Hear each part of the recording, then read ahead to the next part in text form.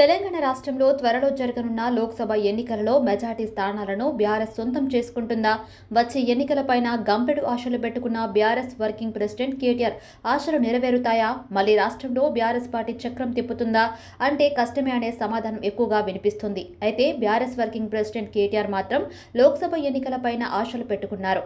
త్వరలో జరగనున్న లోక్సభ ఎన్నికలలో కాంగ్రెస్ కూటమికి కానీ ఇటు ఎన్డీఏ కూటమికి కానీ స్పష్టమైన మెజార్టీ వచ్చే పరిస్థితులు లేవని, త్వరలో జరగనున్న ఎన్నికల్లో బీఆర్ఎస్ పార్టీ 10 నుండి 12 స్థానాలు సంపాదిస్తే కేంద్రంలో చక్రం తిప్పే అవకాశం వస్తుందని కేసీఆర్ ఆయన అంచనా వేశారు. పార్టీలో నెలకొన్న పరిస్థితులు ఆ అంచనాలను తారుమారు చేశాయని తెలుస్తుంది.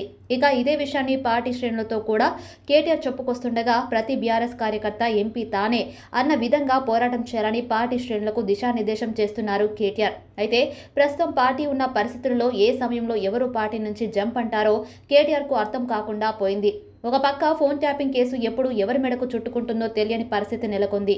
ఇక మరోవైపు ఢిల్లీ లిక్కర్ కుంభకోణంలో అధినేత కేసీఆర్ కుమార్తె కవిత, ఒక పక్క ఈడీ, మరోపక్క సిబిఐ విచారణలో తీహార్ జైల్లో పీకల లోతు కష్టాలు మునిగిపోయింది. ఇక ఈ పరిస్థితుల్లో బీఆర్ఎస్ పార్టీలో ఉండాలా వద్దా అని పార్టీలో ఉన్న నేతలంతా తర్జన భర్జన పడుతూ ఉండగా ఎవరికి వారే యమునా తీరే అన్నట్లు ఏ పార్టీ వీలైతే ఆ పార్టీలోకి జంప్ అవుతున్నారు. ఇక ఇలాంటి పరిస్థితుల్లో కేటీఆర్ కోరుకున్నట్టు లోక్సభ ఎన్నికల్లో తెలంగాణ రాష్ట్రంలో మెజార్టీ సంపాదించడం బీఆర్ఎస్ పార్టీకి సాధ్యమేనా అనే ప్రశ్నలు తలెత్తుతున్నాయి. అయితే వాస్తవాలను, క్షేత్రస్థాయిలో పరిస్థితులను గమనించకుండా కేటీఆర్ తర్జన భర్జన అవుతున్నట్లు తెలుస్తుంది. తీవ్రమైన గడ్డు పరిస్థితిలో ఉన్న బీఆర్ఎస్ పార్టీని ఎలా కాపాడుకోవాలి అన్న ఆలోచనలో పార్టీ అధినేత కేసీఆర్ అంతర్మథనంలో ఉన్నారు. అయితే ఇప్పటికే గతంలో మంత్రులుగా అవకాశం ఇచ్చిన, కీలక పదవులు కట్టబెట్టిన ఎంతో మంది ముఖ్య నేతలు కాంగ్రెస్, బీజేపీల బాట పడితే కొన్ని జిల్లాల్లో పార్టీని నడిపించే కీలక నాయకులు లేక గులాబీ అధినేత ఆవేదన చెందుతున్నట్టు తెలుస్తుంది. ఇక పరిస్థితులు ఇలా ఉంటే కేటీఆర్ లోక్సభ ఎన్నికల్లో మెజార్టీ స్థానాలపైన పెట్టుకున్న ఆశలు అడియాశలే అవుతాయని, కేటీఆర్ ఊహించినంత ఈజీ టాస్క్ ఇది కాదని రాజకీయ విశ్లేషకులు అభిప్రాయపడుతున్నారు. అసలు పార్టీ ఉనికి కష్టమే అన్న ధోరణిలో పార్టీ శ్రేణులు ఉంటే కేటీఆర్ పార్టీ బానే ఉంది అన్నట్టు విజయమే మన లక్ష్యమని చెప్పడం పార్టీ శ్రేణులను షాక్ గురి చేస్తుంది. అయితే ఇదిలా ఉండగా మరోవైపు తెలంగాణ రాష్ట్రంలో ప్రకంపనలు సృష్టిస్తున్న ఫోన్ ట్యాపింగ్ వ్యవహారంపై తాజాగా మరోమారు బీఆర్ఎస్ వర్కింగ్ ప్రెసిడెంట్ కేటీఆర్ సంచలన వ్యాఖ్యలు చేశారు.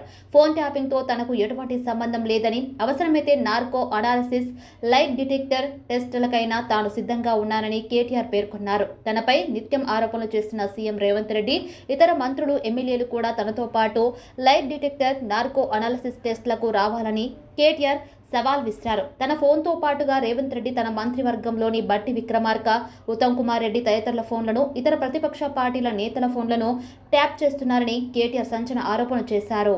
తాము ట్యాప్ చేయడం లేదని చెప్పే దమ్ము సీఎం రేవంత్ రెడ్డికి లేదని, కేంద్రం పెగాసస్ సాఫ్ట్వేర్ ద్వారా దేశంలోని ప్రతిపక్ష నాయకుడి ఫోన్లను ట్యాప్ చేస్తుందని, కాదని చెప్పే ధైర్యం వారికి లేదని కేటీఆర్ మండిపడ్డారు. ప్రజల ముందు తన చిత్తశుద్ధిని నిరూపించుకోవడానికి తాను ఏ పరీక్షకైనా సిద్ధమన్న మాజీ మంత్రి కేటీఆర్ గన్ పార్క్ అయినా మరే బహిరంగ వేదికగా మీద అయినా తాను చర్చకు సిద్ధమంటూ సవాల్ విసిరారు. ఫోన్ ట్యాపింగ్ మీద ఒక అధికారిక ప్రకటన అయినా వచ్చిందా అంటూ రేవంత్ ను ప్రశ్నించారు. ప్రతిరోజు మీడియాకు లీకులు ఇస్తున్న లీక్ వీరుడు ఈ అంశం మీద ఇప్పటి వరకు ఎందుకు ప్రెస్ మీట్ పెట్టలేదని ప్రశ్నించారు కేటీఆర్.